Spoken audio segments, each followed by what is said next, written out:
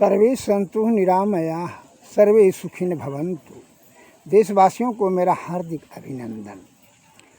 संत वाणी में एक शब्द आया है कि कर्महीन नर सागर गए, जहाँ कनक की ढेर और कर देते घुंघा भये, देखो कर्म का फेर। अर्थात जो कर्म से बिछड़ गया, अर्थात आलसी हो गया,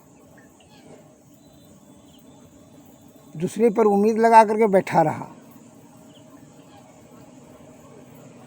तो उससे क्या होगा? और कर्म करने से जो भयभीत हो गया, तो वह कर्म करने से बिछड़ जाएगा, अर्थात उसको फल की प्राप्ति नहीं होगी। जिन धुला तीन पहिया और कर्म गहरे पानी पैठा, बौरा बेचारा डूबन डरा रहा। जो मूर्ख है वह कर्म करने से अगर यदि भयभीत होगा कि विफल हो जाएगा, सफलता नहीं मिलेगा, यह कार्य करेंगे सही परिणाम नहीं निकलेगा, वह यह सोच करके काम करना ही बंद कर देगा। ऐसे मनुष्य किसी चीज़ की प्राप्ति अर्थात जीवन में सफलीभूत नहीं हो सकेगा। कर्म करते रहना चाहिए, दृढ़ संकल्प से, निष्कपट और निश्चल भाव से फल की प्राप्ति अवश्य मिलेगी, इसमें जरा भी संदेह नहीं है। वीडियो बना रहे क्या से? तो मैं उपकार के हेतु जो भारतवासियों को मैं एक लघु कथा कह करके बताना चाहता हूँ, जो उसे ध्यान से सुने, ज्ञान का बात। एक सेठ जी को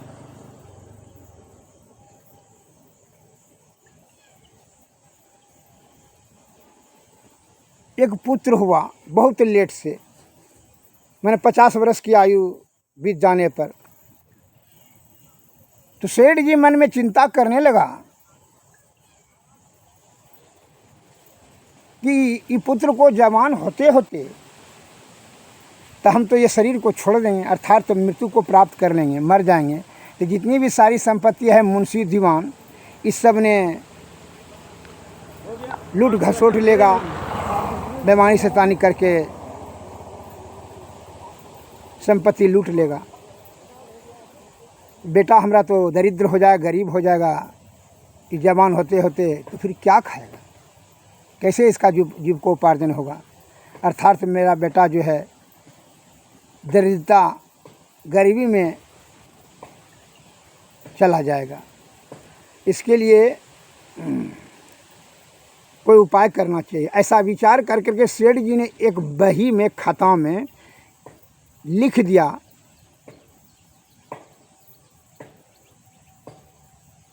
कि जो है मेरे मंदिर जो हम बनवाए हैं उसके गुंबज पर से 2 लाख रुपये रखे हैं गुंबज में, जब ज़रूरत पड़े तो निकाल लेना। जेठ के पूर्णिमासी रात में 2 बजे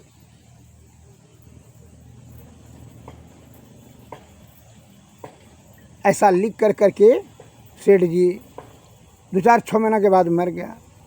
तो ऐसा ही हुआ, मुंशी दीवान ने जो है सर सिपाही सब जो है संपत्ति लूट पुट के घसोट कर करके समाप्त कर दिया। बड़ा कष्टमय जीवन से वह सेठ जी का बेटा जवान हुआ, तो सोचने लगा कि मेरे पिताजी का ये सारी संपत्ति तो मुंशी दीवान सिपाही नौकर चाकर सबने लूट लिया, अब तो हम खाली हो गया, हम क्या कैसे बिजनेस करें? तो पिताजी का बही खाता जो है बक्सा में जो पड़ा था वही उल्टाने लगा। एक दिन बैठे बैठी तो उसमें बही खाता में वही उल्टा करके देखा तो वही लिखा था सेठ जी का कि जेठ के महीना में पूर्णिमासी रात को 2 बजे मंदिर के गुंबद से 2 लाख रुपये निकाल लेना। तो यह ऐसा पढ़ कर के बड़ा खुश हुआ, लेकिन सब ये शब्द की गंभीरता को नहीं समझ सका। वह क्या क्या सवेरे जैसे पढ़ा, उस सवेरे जो है वह गया और जो है नौकर से जो है जन लेबर लगा करके मंदिर का गुंबज को पर चढ़ाया। वहाँ तो पैसा था ही नहीं, तो मंदिर को बोला गुंबज तोड़ दो। तोड़ करके भी देखा तो कुछ पैसा नहीं था, एक को पैसा नहीं था। कहा पिताजी बेकारे लिखे थे, अपना समय बर्बाद हो गया।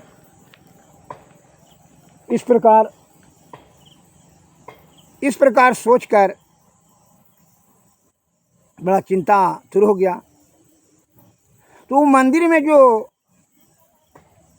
एक महात्मा जी आते थे कभी कभी पूजा पाठ करने के लिए, सत्संग भजन करने के लिए, वो आए तो देखा कि भाई गुंबज टूटा हुआ। उन्होंने पूछा कि भाई महात्मा जी ने कि यह गुंबज मंदिर का किसने तोड़ा? तो बोला सेठ जी का बेटा ने, जो सेठ जी का मंदिर है तो इसलिए वही बेटा ने तोड़ा। तो उसको पूछा क्या बात है? क्योंकि महात्मा जी हमारे पिताजी के बही खाता में लिखा था कि जेठ महीना के पूर्णिमासी दिन रात में 2 बजे मंदिर के गुंबज से पैसा निकाल लेना। क्योंकि तू गुंबज बनवाओ तब तुमको हम बताएंगे। पैसा है वहीं है, गुंबजे पर है, लेकिन जैसा गुंबज था तू बनवाओ, निकाल देंगे पैसा। कहा ठीक है। तो महात्मा जी आपकी बात पर विश्वास करके वो खर्च कर जो है गुंबज बनवाया। जब बनवा कर तैयार हुआ तो जेठ महीना जो है पूर्णिमासी दिन रात को 2 बजे भोर में महात्मा जी ने कहा जहाँ पर मंदिर का गुंबज का छैया जा रहा है वहीं पर जाकर खोदो। वहीं पर जाकर खोदा तो वहाँ देखा कि जो है एक कलसी में 2 लाख सोने का सिक्का था। उसी के मारे वह आनंदमय हो गया। जब तो पूंजी पट्टा हो गया, उसी पैसा से वह बिजनेस प्रारंभ किया और जीवन सुखमय पूर्वक व्यतीत करने लगा। अर्थात उसी प्रकार हमारे प्राचीन आदि विद्वान वैद्यगणों ने बड़ी अनुकंपा, बड़ी कृपा कर करके कि आने वाला जनरेशन पीढ़ी जो है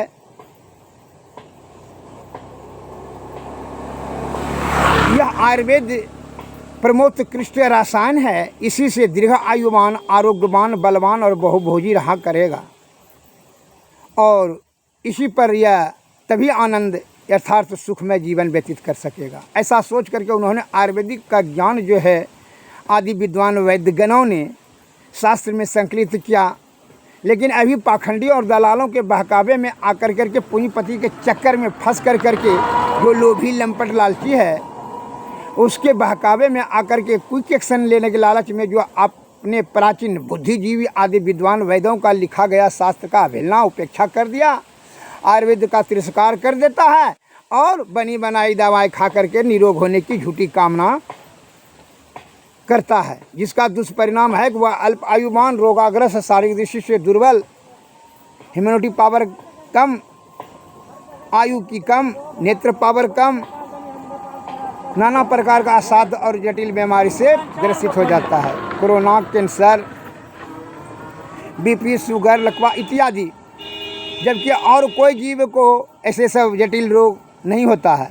और आयु के भी भारी क्षति हो गया, पहले 100 था अब तो 60 हो गया। और बुद्धिजीवी ने लिखा रहा है कि 50 वर्ष और होते होते भारत की औसतन आयु मात्र में 30 वर्ष रह जाएगा। अतः हे हमारे देश के प्यारे सज्जनों, इस कथा से आप यह अर्थ लगावें कि महात्मा जी ने शब्द की गंभीरता को, सेठ जी के गंभीर शब्द को समझा और उन्होंने धन प्राप्ति किया और उनके पुत्र को सुखमय जीवन बिताने के लिए रास्ते पर चढ़ा दिया। उसी प्रकार हमारे प्राचीन बुद्धिजीवी आदि विद्वान वैद्यों ने जो ज्ञान शास्त्र में लिखा उसी का ही अनुसरण करें और अमल करें, जिससे कि आरोग्यता, दीर्घावस्था, दृढ़ता, निरोगवान, आरोग्यवान और दीर्घ आयुवान बहुभोजी हम लोग रहेंगे। मैं आप लोगों को एक अचूक फार्मूला बता रहा हूँ, देहाती फार्मूला जो अत्यंत प्रभावशाली है। कब्ज सभी रोगों का मूल कारण है, इस बात को ध्यान में रखिएगा। आधार है, जैसे विषय को बढ़ाने के लिए सभी मूल कारण है मन, उसी प्रकार कब्ज जो है सभी रोगों का मूल कारण है। उसके निवारण करने के लिए मैं बता रहा हूँ कम्बाइनेशन लिखें। त्रिफला चूर्ण, त्रिकुटा चूर्ण,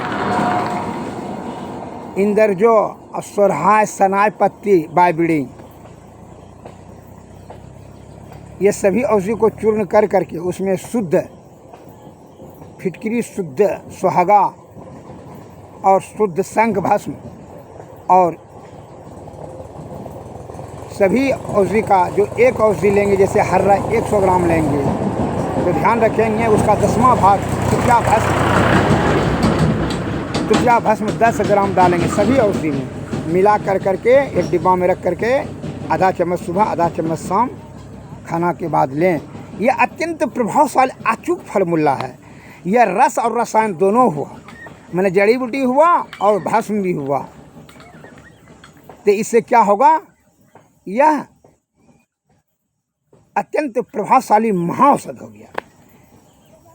उदर का सभी बीमारी को दूर करने के लिए प्रमोत्कृष्ट रसायन मैंने यह गुप्त ज्ञान भारतवासियों के अपने नागरिकों को सुखमय स्वस्थमय जीवन, जिससे कि आनंद प्राप्त हो, आनंदमय जीवन बताने के लिए यह फार्मूला दिया। तभी यह निरोगवान और आरोग्यवान रहने की जो है इसकी कामना सिद्ध होगा। विस्तृत रूप से जानकारी